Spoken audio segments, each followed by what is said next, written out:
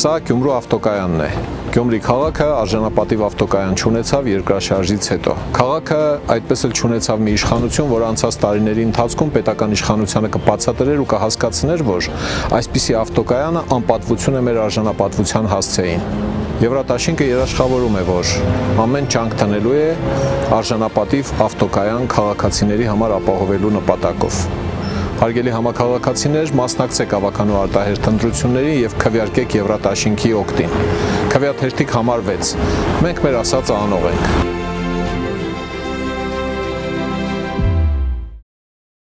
Քերծվածքակայուն, ջրադիմացկուն եւ հարվածակայուն լամինատների նշված տեսականին ձեռք բերեք իդեալ համակարգի խանութ սրահներից 1 քառակուսի մետրը սկսած ընդամենը 2450 դրամից։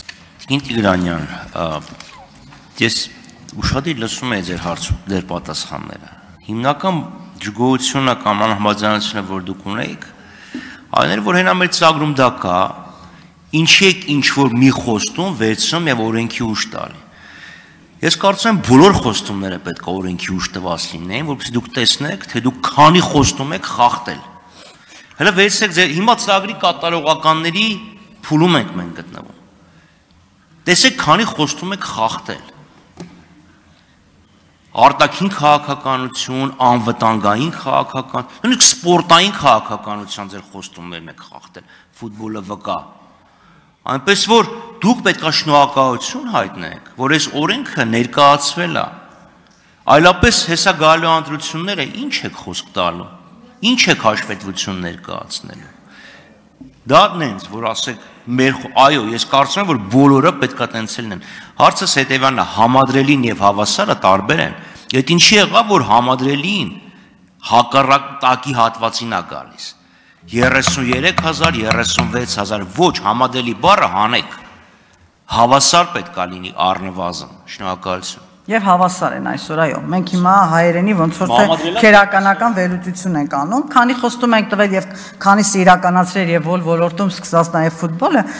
ես հայկական ֆուտբոլի երկրպագու եմ եւ անկախ ֆուտբոլի գրանցած արդյունքներից ես մնում եմ նրա երկրպագուն, թիմի կողքին եմ հաջողությունների եւ անհաջողությունների ժամանակ, ի տարբերություն շատերի, իսկ գնահատականը կստանանք 26 թվականին, երբ որ մենք ընտրողներին կներկայացնենք մեր ծրագրի 21-26 թվականի կատարածը եւ նաեւ չկատարածը, եթե կունենանք չկատարածներ։ Եվ օրենքում ամրագրել մի բան, որը կապված է նաև երկրի սոցիալ-տեսական վիճակից եւ բյուջեի կատարողականից, դա անիրատեսական է։ Դրա հետ է մեր անհամաձայնությունը։ Կարող եք մեր ամբողջ կառավարության ծրագիրը վերցնել, հատ դարձնել օրենսդրական նախաձեռնություն եւ բերել մեզ հրամցնել։ Մենք մեր հանձնառությունները շատ լավ հիշում ենք։ Դուք մեզ օգնում եք, իմ գործընկերը հանձնաժողովի նիստին շատ լավ ձևակերպում տվեց, ինչու հանկարծ որոշեցիք օգնել մեզ իրականացնելու մեր ծրագիրը։ Մենք եթե չխանգարեք շատ հաջող մենք իրականացնենք մեր ծրագիրը։ Արձագանքել եք։ Պարոն Խաչատրյան, արձագանքել եք, համեցեք, չեք արձագանքել, չէ՞ ոնց էր։ Համեցեք։ Տիկին Տիգրանյան, համադրելին եւ հավասարը տարբեր բաներ են։ Լավ, այսինքն 54,000-ը 56,000-ի հետ կարող է համադրելի լինի։ Հավասարը հավասարին տարբեր են։ Կոպեկ լումա հավասար լինելու խնդիրն է գալիս։ Հիմա դուք ինչ եք ասում, սոցիալական ոլորտի պատասխանատու եք, խոսում եք կարծես ֆինանսների նախարարը խոսի։ Սա անհրաժեշտ խնդիր է, 100,000-ավոր մեր քաղաքացիների խնդիրն է ստեղ գալիս։ Ֆինանսների նախարար ունեք, թող ֆինանսների նախարարը որոշի ըստ առաջնահերթությունների այդ ծախսերը կարգավորի։ Ինչ եք մտնում ֆինանսների նախարարության գործառույթի մեջ, բազմաթիվ անիմաստ ծախսեր կան։ Հələ վաղը կառավարությունը գալու է այդտեղ հարց ու պատասխանի։